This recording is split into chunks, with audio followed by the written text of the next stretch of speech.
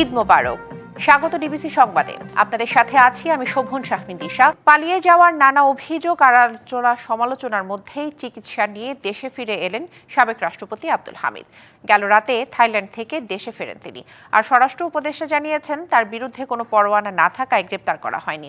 আর এই আলোচনার ফাঁকেই গেল রাতে দেশ ছেড়েছেন সাবেক প্রধানমন্ত্রী শেখ হাসিনার চাচা শেখ কবির হোসেন। ৭ই মে রাতে হজরত শাহজালাল আন্তর্জাতিক বিমানবন্দর দিয়ে দেশ ছাড়েন আওয়ামী লীগ আমলের দুইবারের রাষ্ট্রপতি আব্দুল হামিদ। কিশোরগঞ্জে একটি মামলা হওয়ার পরও দেশ ছেড়ে যাওয়ার খবর জানাজানি হলে রীতিমতো সাড়া পড়ে যায় রাজনীতির মাঠে।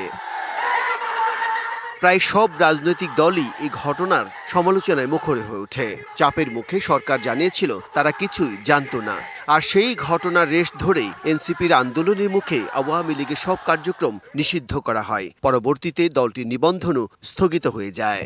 তবে থাইল্যান্ডের ব্যাংককে চিকিৎসা নিয়ে 1 মাস পর দেশেই ফিরে এলেন আব্দুল হামিদ। গেল রাত 1:30টায় থাই এয়ারওয়েজের একটি ফ্লাইটে ঢাকায় পৌঁছান তিনি। ইমিগ্রেশন ছেড়ে রাত 3টায় বিমানবন্দর ত্যাগ করেন। এবার অবশ্য স্বরাষ্ট্র উপদেষ্টার বক্তব্য পরোয়ানা না থাকায় এবং নির্দোষরা শাস্তি পাবেন না। অনেক মামলাগুলি আছে যে কিছু মামলাগুলি ইনভেস্টিগেশন হয় নাই।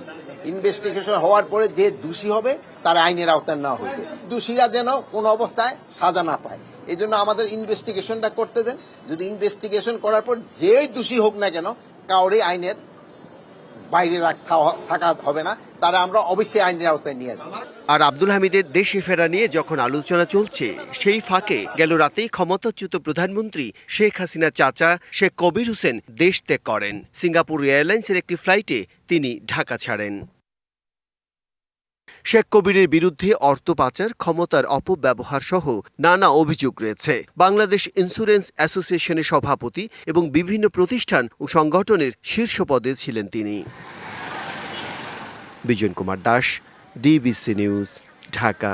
কোরবানির পশুর বর্জ্য অপসারণের খবর জানাতে কুমিল্লা থেকে আমাদের সাথে যুক্ত হচ্ছেন সহকর্মী নাসির উদ্দিন চৌধুরী। আমরা কথা বলবো তার সাথে। নাসির, কুমিল্লা নগরীতে সব বর্জ্য সরানো কি গেছে এরই মধ্যে, নাকি কি বলছে কর্তৃপক্ষ? আমাদের বিস্তারিত জানাবেন।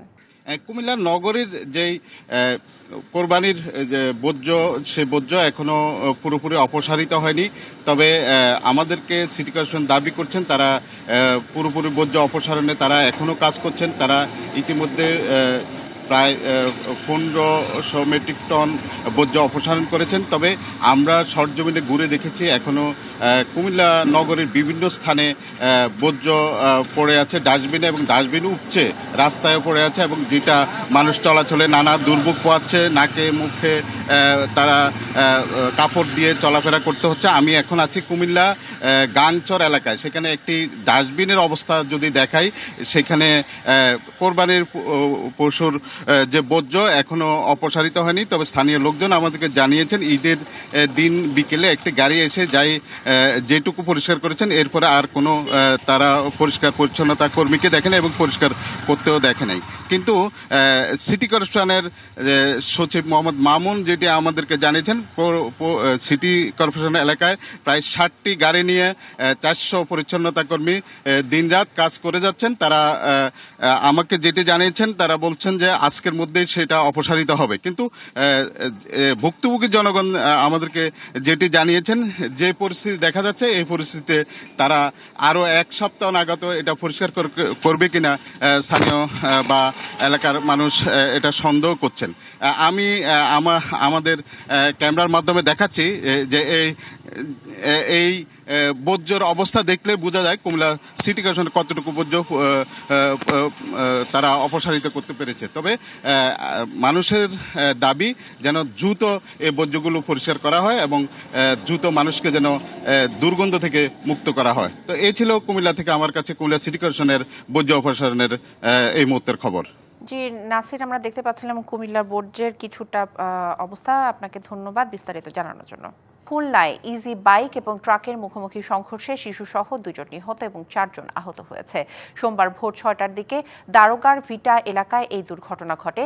ইজি বাইকে করে বিয়ের অনুষ্ঠানে যাচ্ছিলেন তারা। বাগেরহাট থেকে খুলনার দিকে ফিরছিল একটি ট্রাক। দারোগার ভিটা এলাকায় পৌঁছালে ট্রাকটির সঙ্গে সংঘর্ষ হয় ইজি বাইকের। ঘটনাস্থলে মৃত্যু হয় ইজি বাইকের চালক রফিকুল ইসলাম এবং 12 বছরের শিশু তানজিমের। পরে ফায়ার সার্ভিস এবং পুলিশ স্থানীয়দের সহায়তায় আহত 4 জনকে খুলনা মেডিকেল কলেজ হাসপাতালে পাঠান। ঈদের ছুটিতে পর্যটকে মুখর দেশের বিনোদন কেন্দ্রগুলো। প্রকৃতির অপরূপ সৌন্দর্য উপভোগ এবং সিলেটের সাদা পাথরে বরফ শীতল স্বচ্ছ জলে গোসল করছেন অনেকে। ঈদের ছুটিতে দ্বীপ জেলা ভোলায় ভ্রমণ পিপাসুদের পদচারণায় মুখর। মেঘনা নদীর উত্তাল ঢেউ, জেলেদের ইলিশ ধরার দৃশ্য আর স্পিড বোট ও ট্রলারে করে দল বেঁধে ঘোরাঘুরিতে সময় কাটছে তাদের। ঈদে বিনোদনের অন্যতম কেন্দ্র হয়ে উঠেছে উত্তরের তিস্তা পার। যান্ত্রিকতা ভরে নড়াইলে পরিবার পরিজন নিয়ে চিত্রা নদীর তীরে নয়নাভিরাম সৌন্দর্য উপভোগ করতে ভিড় জমাচ্ছেন অনেকেই। নরসিংদী ড্রিম হলিডে পার্কেও আছে ভিড়। রোলার কোস্টার, সুইং চেয়ার এবং ভূতের রাজ্য সহ আকর্ষণীয় নানা রাইডে চড়ে উচ্ছ্বসিত বিনোদন প্রেমীরা। ডিবিসি সংবাদে এই ছিল এখনকার মতো। ডিবিসি নিউজের সংবাদগুলো পড়তে ভিজিট করুন dbcnews.tv আর ভিজিট করুন ডিবিসি নিউজের ফেসবুক পেজ এবং ইউটিউব চ্যানেল। ডিবিসি নিউজের সঙ্গে থাকুন।